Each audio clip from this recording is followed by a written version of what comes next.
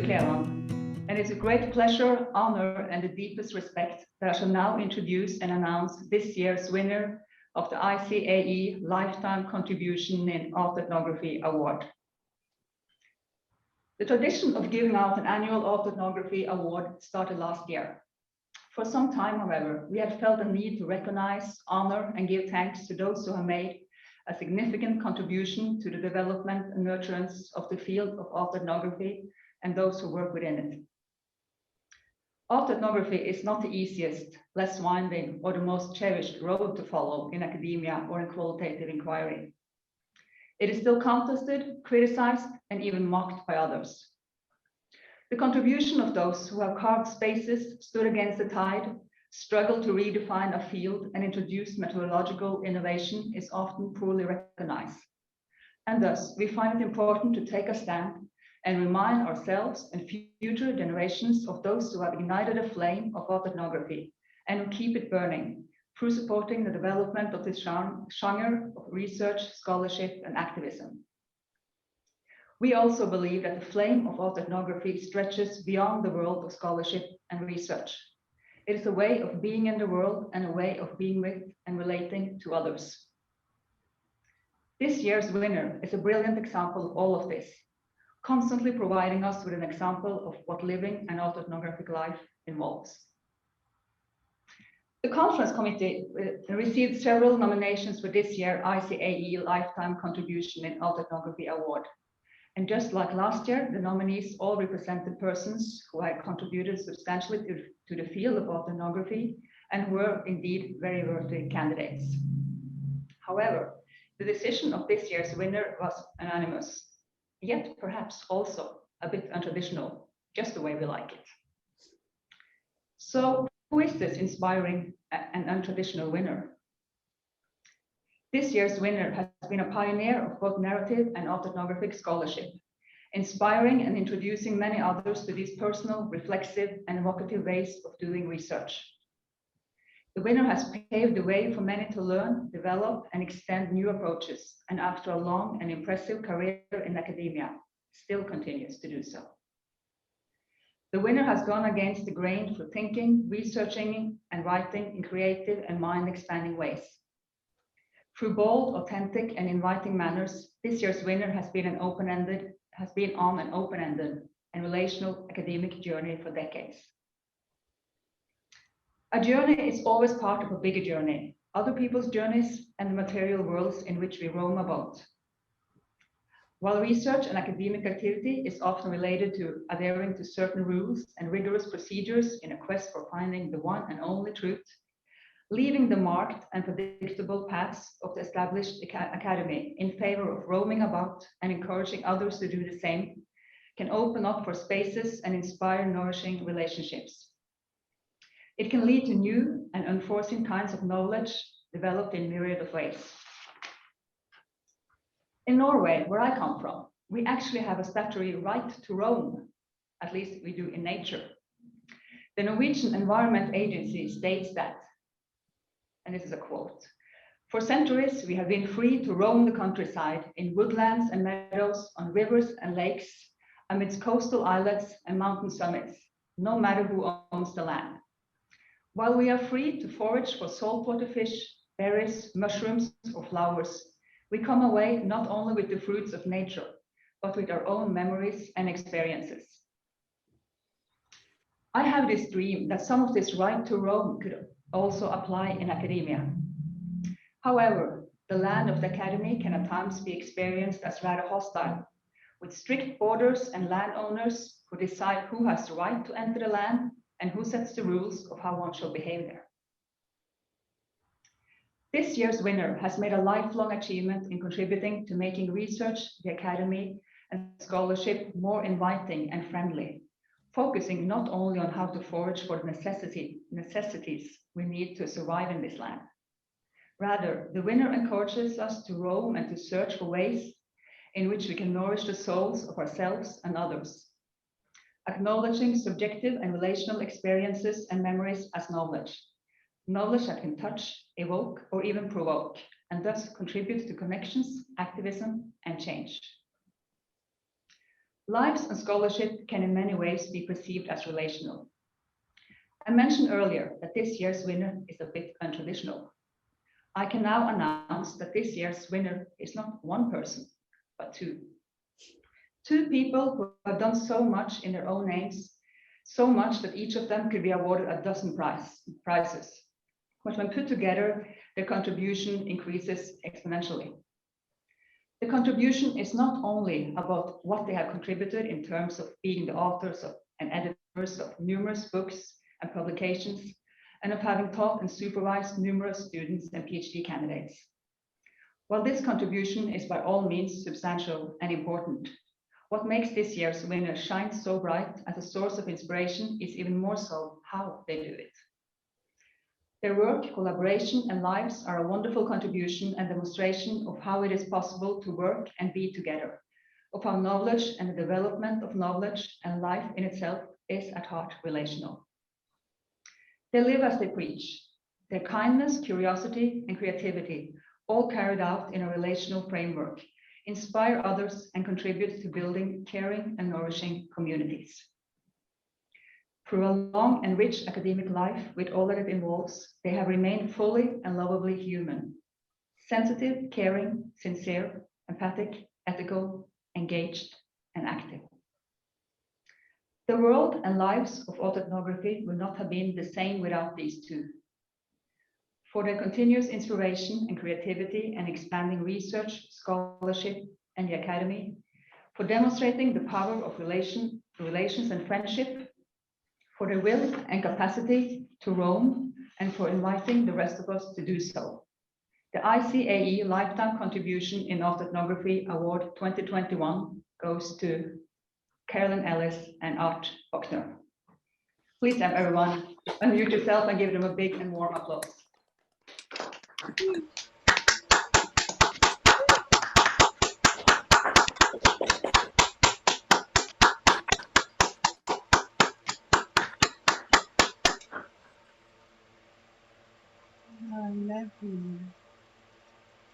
Thank you. I was told by Katrina that you might want to say a few words. So Art and Carolyn, the screen is yours. Okay, well, thank you so very much for that wonderful introduction of the award and us. And thank you, Katrina and David, and all of the people who made this conference possible and made this award possible. I recall saying to Art, I don't know, several months ago, we're too old to get any more awards. And lo and behold, here comes a message from Katrina saying, not only you're getting an award, but you're getting this wonderful award from this wonderful association. And we just feel so honored to be recognized in this way. And it's just a joy. It really is. I mean, little did we know in January 1990 when we met each other and started seeing how much we both had in common and that we were really on the same track.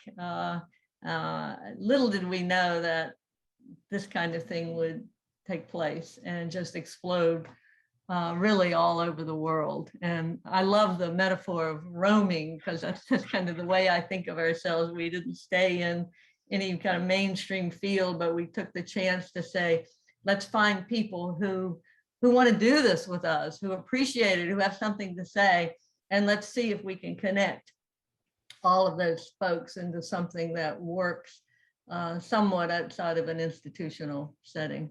And with the help of Katrina and other people like her, I think that has become a reality. Last night we were on YouTube and we ran into Alex's acceptance speech last year, and which was a delight to watch, and gave us some ideas, and made us decide, well, maybe we should say a few things, because we hadn't planned on saying much other than just thank you. But he talked about autoethnography saving his life, and I don't know if I want to go that far, but maybe, but I sure know that it has helped me have a better life. I mean, it got me through grief and loss from early in my life on to right now. And it's helped me with those big things. And it's also helped me cope with, little things like living with a minor bodily stigma, for example, or maybe a little more important, having career disappointments. And then in the last dozen years, it really gave me a perspective to use to work with other people and telling their stories. I've been working with Holocaust survivors, and it's just been, I really felt we could take the autoethnographic perspective to, interviewing other people and helping them cope with the lives that they have as well.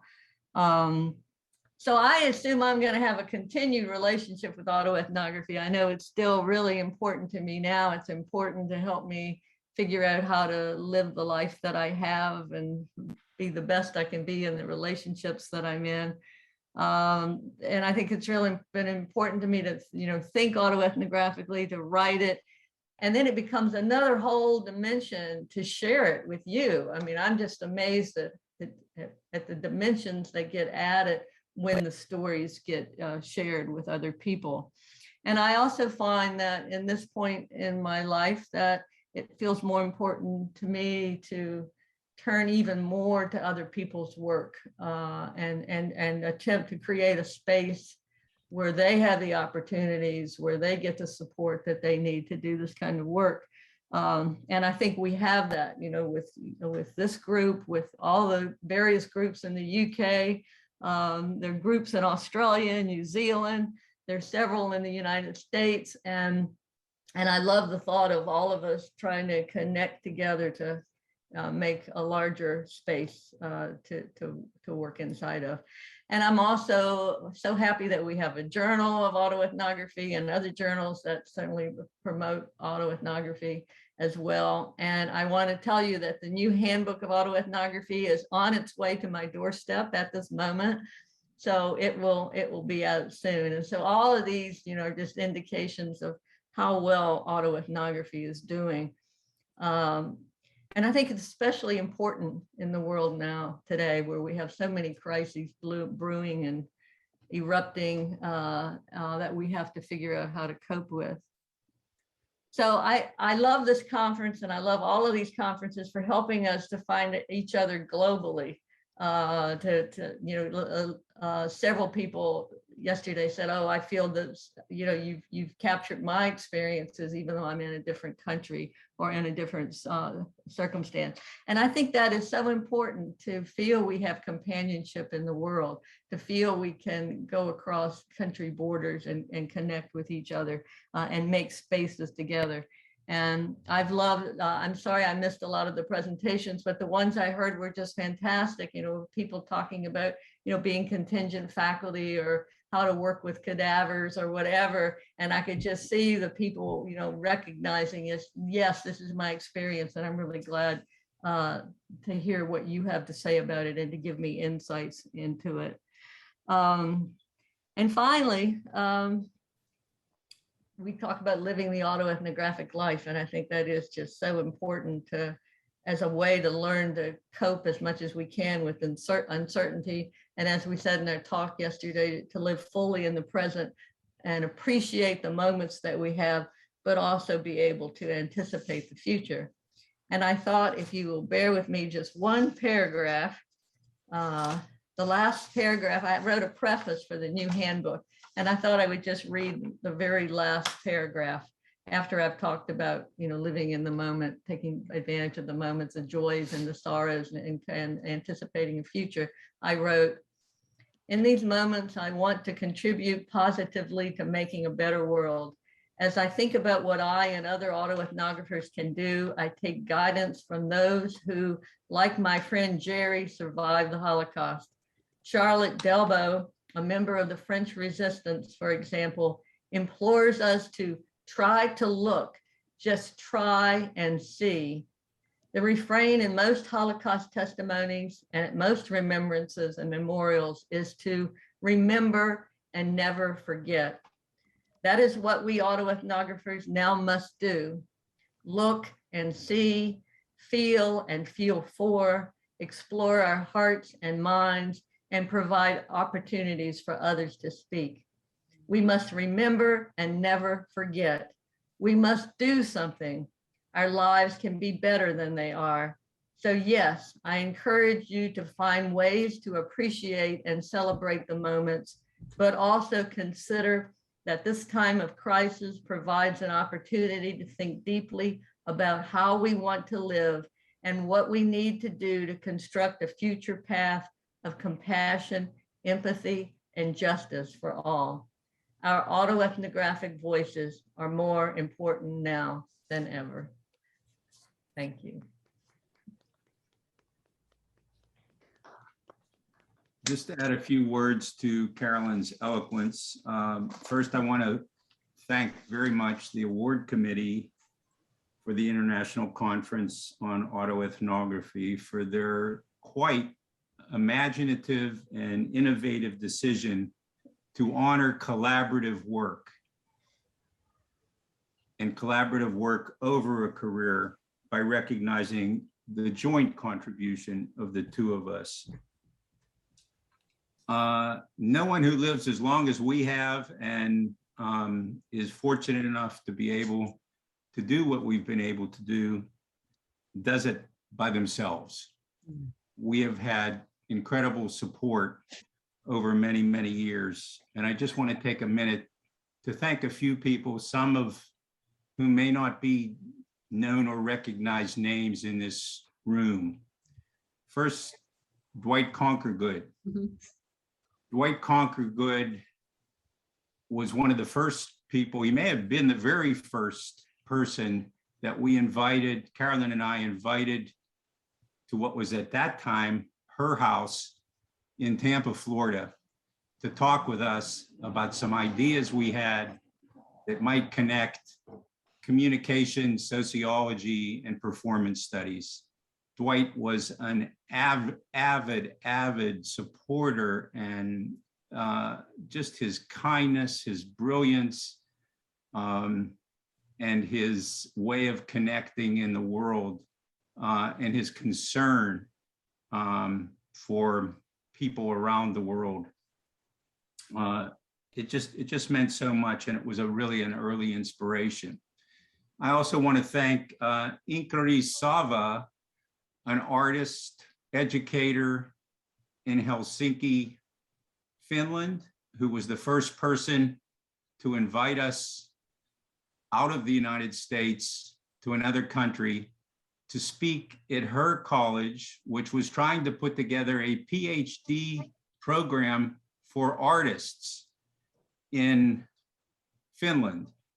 And she was the one who showed us early what was possible connecting music, dance, art, and ethnography and autoethnography. Of course, everyone knows Norman Denson, I think, and all he's done to be a constant support for us and so many others around the world. Laurel Richardson was a person who was a tremendous inspiration and support for us. And she really showed me the way in many respects of writing about institutional life, especially our universities. And from her, I learned also that we needed to pay attention, not just be critics of the rest of the world, but be critics of ourselves and the institutions within which we work. Mitch Allen. Mitch Allen should not be left out of any discussion of the history and future of autoethnography. He came to Tampa, Florida early on in our project, walked with us and said, I have an idea for a book series. Would you two be willing to do it? And he supported us for over 20 years in those endeavors. And Hannah Shakespeare of Routledge has continued that support to this day. And of course, there are the many students. I hesitate to start naming names because I would probably leave out people who needed to be included. But the students have been our inspiration from the beginning, their receptivity, their search for some meaning in their academic lives. That's meant so very much to us. And when we got together in 1990, and Carolyn's already spoken some about this, in the winter of 1990, and started talking about collaborating on this project, and then, and this makes me think of Alex's comments yesterday, as well as in his talk last year at this conference, choosing language. What's serendipity? Autoethnography. Autoethnography already existed in the literature of anthropology, but it didn't exist in the way that we wanted to expand and extrapolate its usage. And we were very, very, very lucky to fall upon the word autoethnography, and obviously it's evolved in many, many different directions. Many of us in this room today at this conference and around the world have found it necessary at one time or another to stand defiantly in opposition to our socialization as academics. We refuse to see the social sciences as fixed, confined, and stable disciplines engaged in clean and innocent practices free of ideological interests. We were seeking something else, ironically, something more realistic, a messy, political, moral, and justice-centered inquiry. We felt we could live comfortably with an embryonic, inclusive, and ever-changing structure of inquiries that were free to shape themselves as they went along, instead of being pigeonholed into received ideas about what we ought or ought not be doing. We didn't know at the time in the 1980s and even in the 1990s that there were hundreds, even thousands of people like us hungering to be part of an insurgent movement that would redefine and create anew the purposes, methods, and genres of expression and representation in the human sciences. Autoethnography, as I said yesterday, is not an oppositional paradigm of research and writing. We autoethnographers believe that research on human life should be oriented not only toward facts, but also toward meanings, not only under the rule of scientific rigor, but also under the inspiration of moral imagination, not only for the purpose of attaining better predictions and more control, but also to achieve peace of mind and to alleviate injustice and suffering, not only from the stance of neutrality and distance, but also from the position of caring and vulnerability, not only for the purpose of producing conventional received texts, but also with the goal of performing evocative, creative, and dialogic expressions of lived experiences. Autoethnographers do not view the agitating critiques of modernism, realism, and positivism as an end, but as a beginning, not as a reason for despair, but as a cause for hope, not as a curtain closing on the excesses and illusions of the past, but as a door opening on a future that is ripe with possibilities and promise. And it's those possibilities and that promise that is your mission, the mission for the future as autoethnography continues to evolve. And finally, I want to say something about this long life that we've been privileged to live. And it's kind of my final thought about receiving this, this award, which we're so honored by. It's like they say about great thoroughbred horses. It's not how long they last, it's not how fast they run, it's how long they stay. Thank you. Bye.